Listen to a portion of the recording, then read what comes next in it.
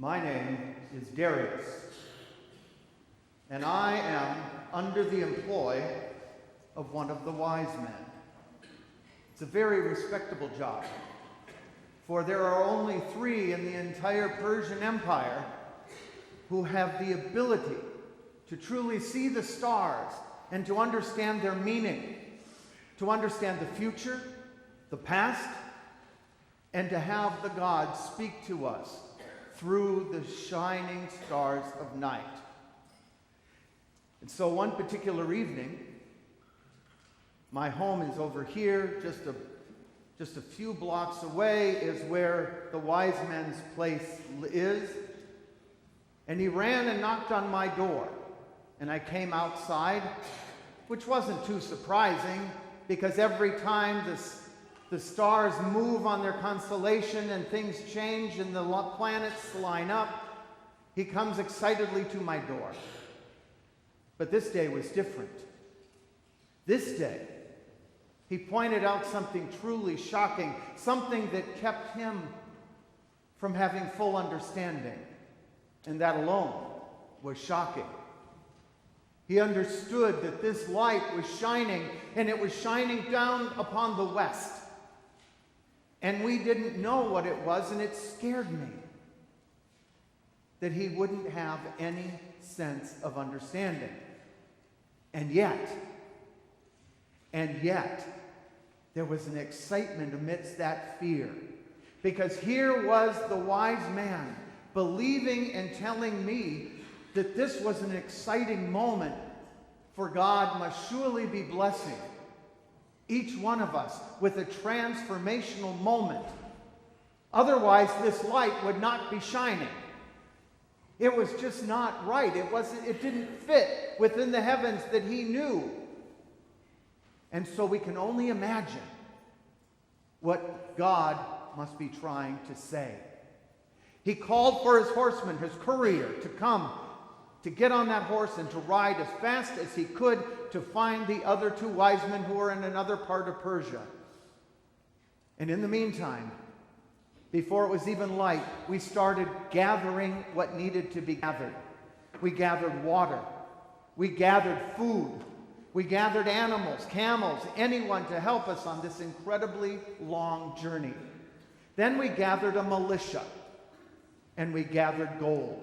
We met with the king of Persia and asked for the resources financially to help us on the journey. And we gathered it as quickly as we could. And what seemed like an overnight in the midst of our bustle, but probably took a couple of weeks, the other 2 wise men and their entourage came and met with us. And the very next morning, we started our journey.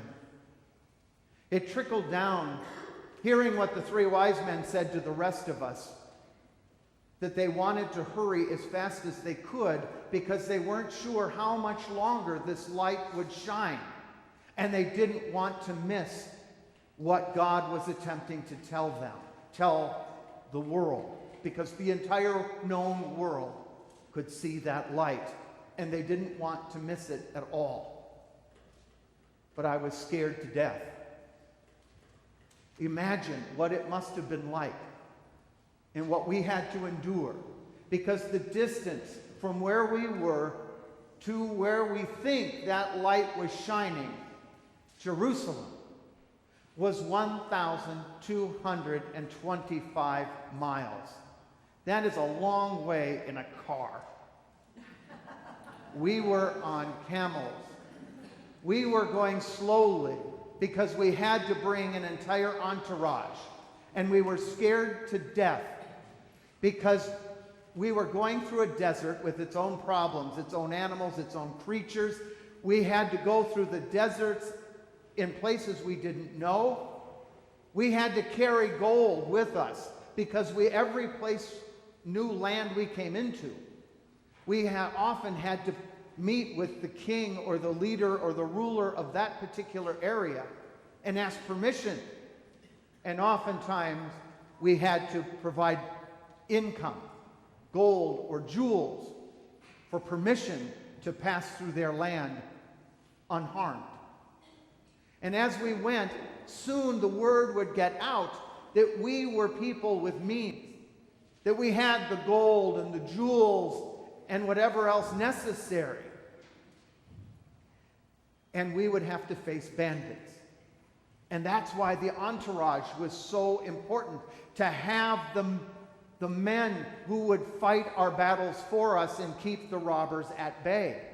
But imagine how big that must have been to have 3 wise men, the people that cared for them, the cooks, the support, all the others, and the military that came with to protect. Hour after hour, day after day, the drudging, slow process with the 3 wise men frightened to death that the light would turn off and all would be for naught. The investment of time, the investment of energy, the investment of dollars, enormous amounts of wealth went into this trip, and if the light went out, where would we be? But somehow, in some way, we made it to where the light seemed to be shining. But you get to a certain point, a certain place, and the light shining from the heavens doesn't land in one particular spot. It's a wave, it's a wash in a large area. And we weren't sure where that landed us. And the last part of our journey was the most frightening, because we were from the Persian Empire, which was often at odds with the Roman Empire.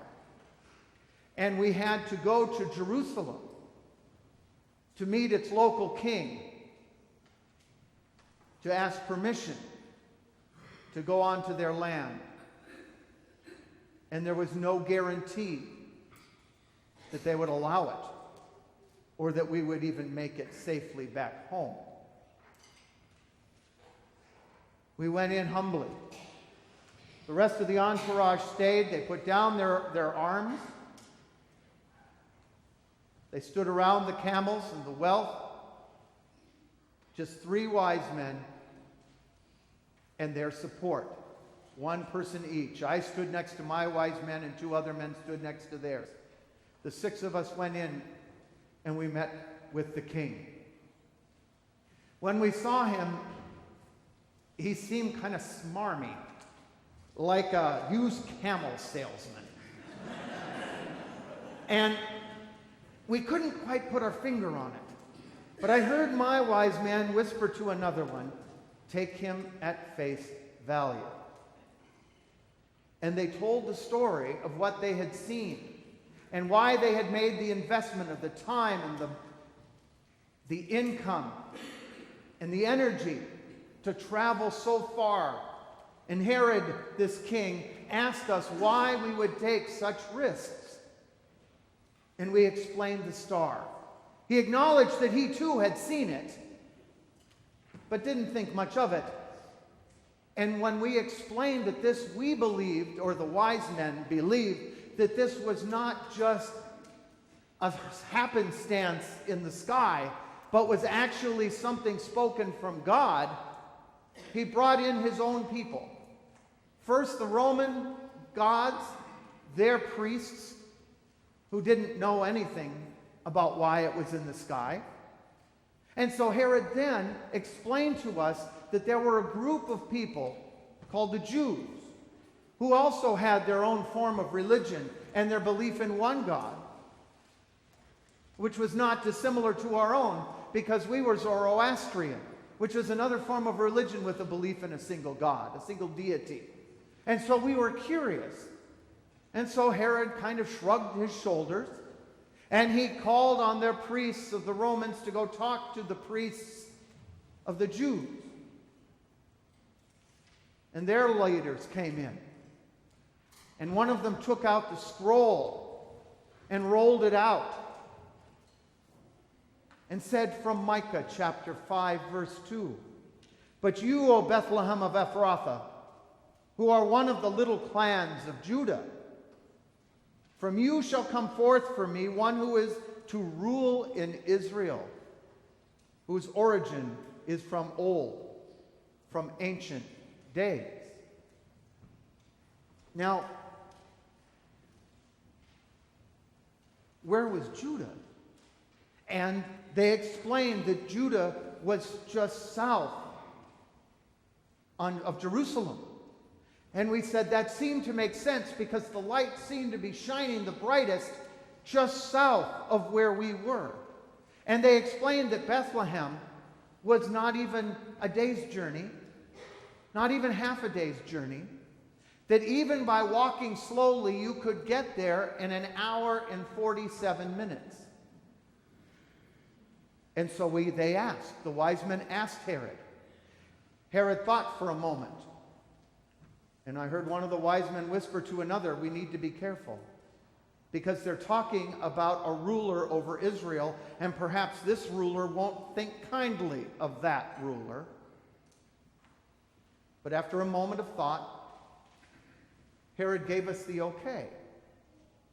And we thought, how odd. How odd that their own leaders, their own religious people, both Jew and Roman, none of them even thought to go or even to come with us. How strange. Herod simply asked us that if we go, that we would report back so that he too could worship him.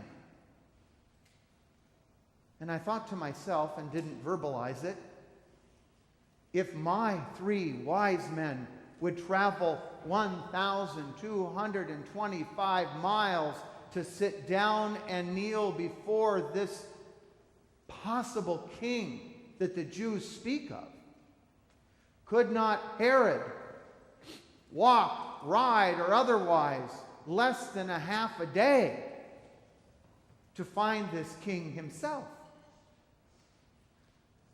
But not. So we gathered, and in what seemed like nothing after going so far, we were there. We were in Bethlehem. And we saw the light, and the more bright, almost blinding in one particular spot before one particular hovel. It was blinding.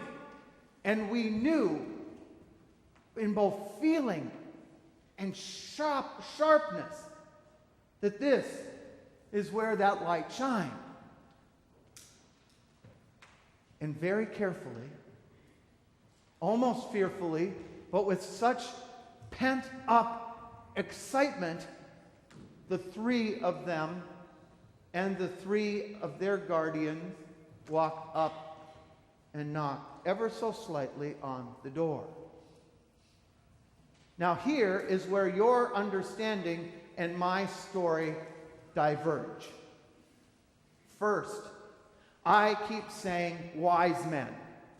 And there is a reason for that. They were not kings. Love the hymn you sang, but it isn't right. They were not kings. They were wise men. They were, as I have said, astrologers. Astronomers who understood the sky and used this understanding of the sky to give us an expression of the spiritual, of religion, of communion with God. They weren't kings, and in some ways they were more important than that. Something else. In most Christian understandings, they believed that they were going to a Holiday Inn 2,000 years ago that had a barn in the back. That's not true either. When I said we were going to knock on a door, I meant it. We were knocking on the door of a house. And even now, when scholars and archaeologists have gone back to Jerusalem, that I experienced 2,000 years ago and you experience today, all over Bethlehem, there were these small hovels, small homes, and they had 3 levels. On the main level, there was this area that was filled with hay.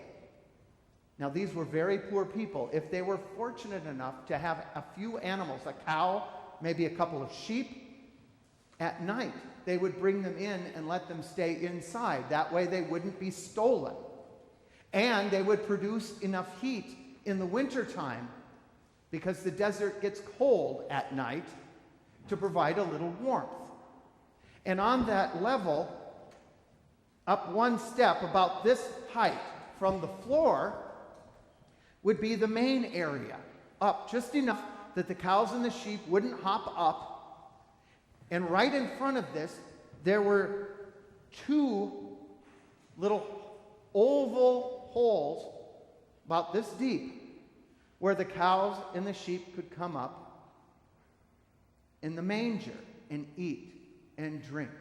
It was easier for the people because they could not have to go down that step to feed and provide water for their animals, but they were safely inside.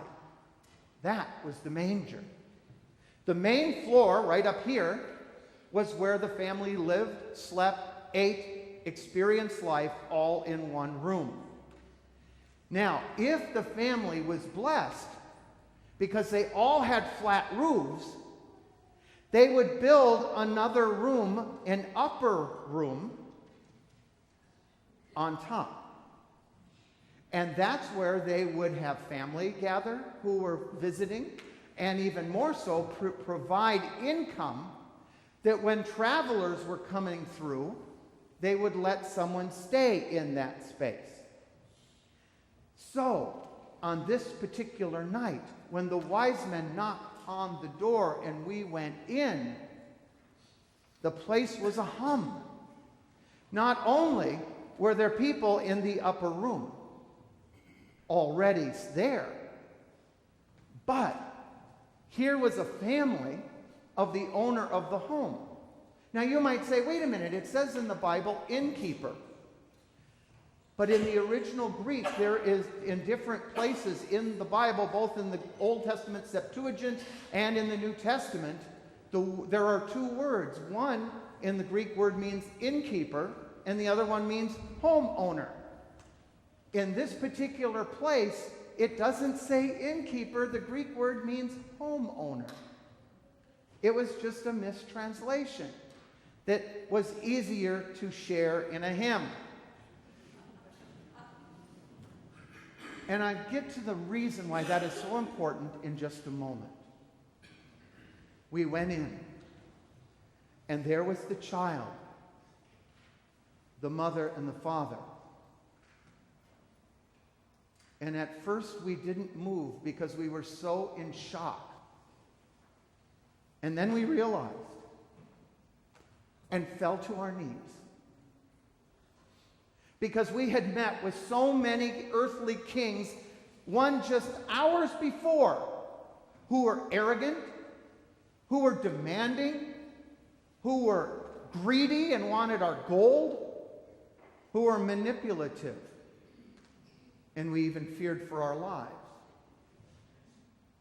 But the light from heaven shined down and allowed us to take the veil of this world away, and allowed us to see with the eyes of faith. And we saw that this King of Kings and Lord of Lords, was humble enough to be born in the stable section of the home, amidst very poor people, the women of whom probably helped deliver this baby, because they were in the same four walls.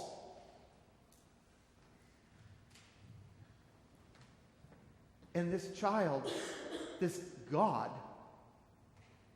was willing to be vulnerable and poor and humble enough to be treated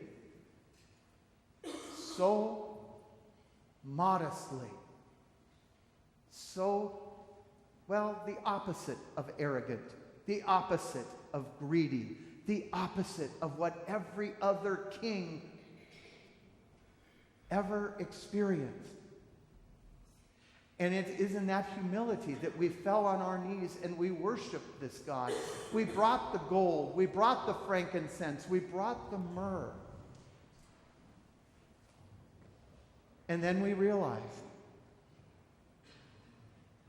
if Jesus had been born in a barn in the back, he wouldn't have been intimately involved in the birth, the very humbling, very real, very physical birth with the humble family who let them in.